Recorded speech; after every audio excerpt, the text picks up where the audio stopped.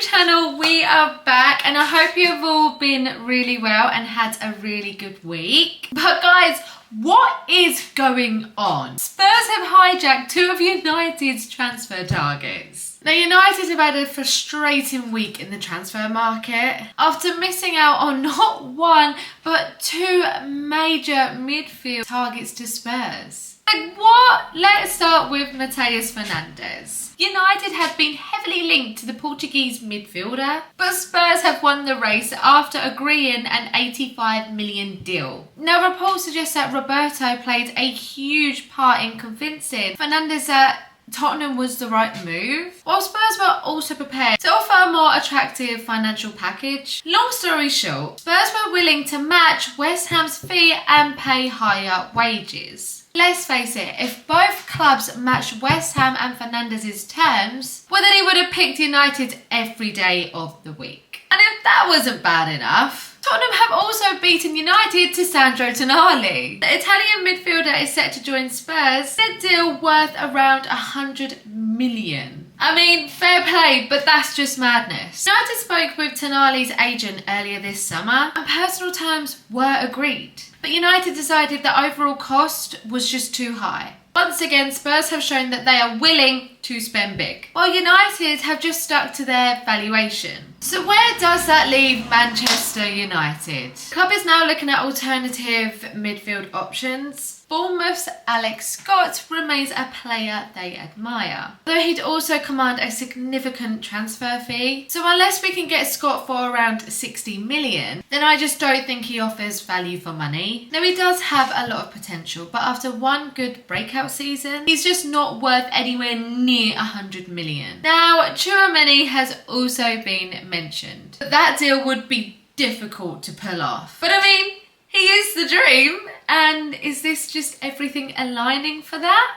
I don't know. Now it is my understanding that Real Madrid are not shutting down their Tchouaméni rumours, and that the player has indicated that he would be interested in the move. Now that is a move I can see United going all in on. 85 million plus his wages would feel like a bargain when you see what other midfielders have been moving for. Now it has been a disappointing week for us United fans, missing out on both Matheus Fernandes and Sandro Tonali to another Premier League team. Well, it's always hard to take. The club's recruitment team now faces a crucial few weeks to prove that they have strong alternatives lined up and that they can still strengthen the squad before the new season starts. Now I am comfortable that the club has walked away from both deals. Fernandes is a work in progress and he was seen as a market opportunity. He wasn't the number one target, and because of that, the club just couldn't justify matching the fee that Spurs have paid. But I'm begging the club to go all in on Tchouaméni. Come on, get it done. So what do you think? Are United right in not wanting to overpay for the players? Or should they have done more to land Fernandes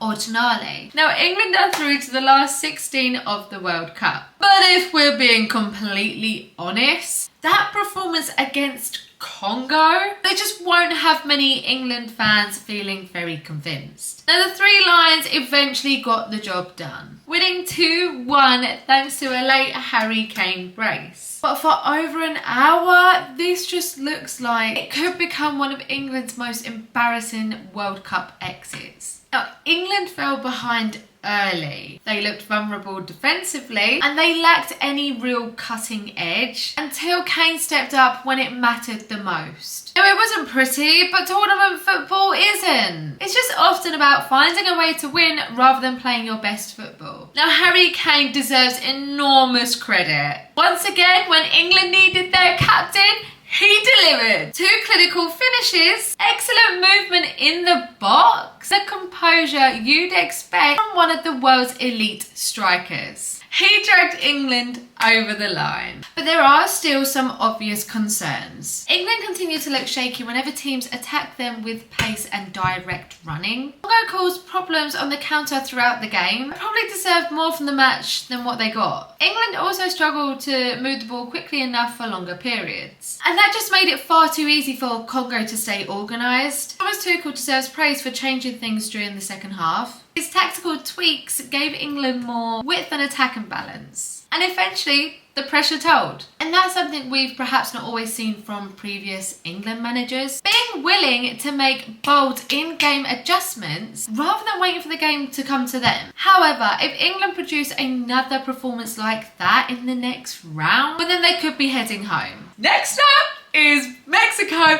in Mexico, one of the tournament's hosts. And this is where things become incredibly difficult. It's not just about the quality of the Mexican team. Although they are full of confidence, it's just everything surrounding the match. England will be travelling to Mexico City, where they will be playing at one of the most iconic stadiums. Anyone who doesn't appreciate how difficult that is, imagine playing one of the biggest games of your life, nearly 2,300 metres above sea level. The altitude changes everything. Players tire more quickly. Recovery between sprints becomes harder. The ball travels faster through the air. Even experienced international sides can struggle to adapt if they haven't spent significant time preparing for those conditions. England won't just be playing against Mexico. They will be playing against the altitude as well. Then there's the atmosphere. This will effectively be an away game. Around 80,000 Mexican supporters packed into one of football's most famous stadiums, with every tackle, every clearance, and every attack backed by deafening noise. Mexico's players will feed off of that energy, while England will have to stay calm in what could become a very hostile environment. This could be where Thomas Tuchel's counter-attacking squad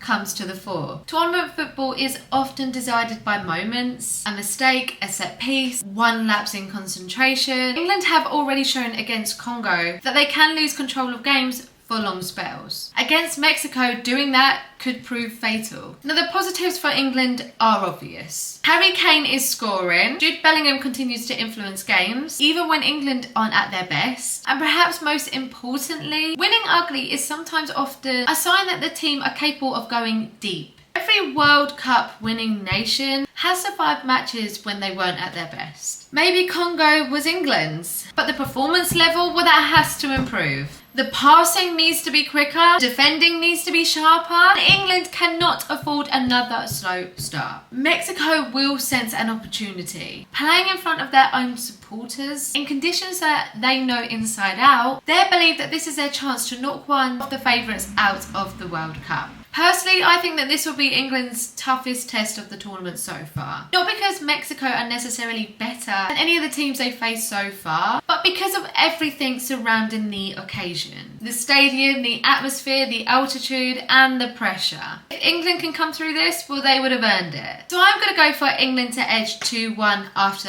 extra time. I do think Kane finds another big goal, but this will be an absolute war. And England will have to produce a much better performance if they are going to keep their World Cup dream alive. But one thing is for certain, if England win in Mexico City, well, people might genuinely start believing that this team has got what it takes to go all the way. Come on, England, it's coming home. But let me know your thoughts in the comments, guys. But yeah, we've come to the end of another video. I hope you've enjoyed it as much as I have. If you got to the end of this video, then thank you so much, guys. You are the best.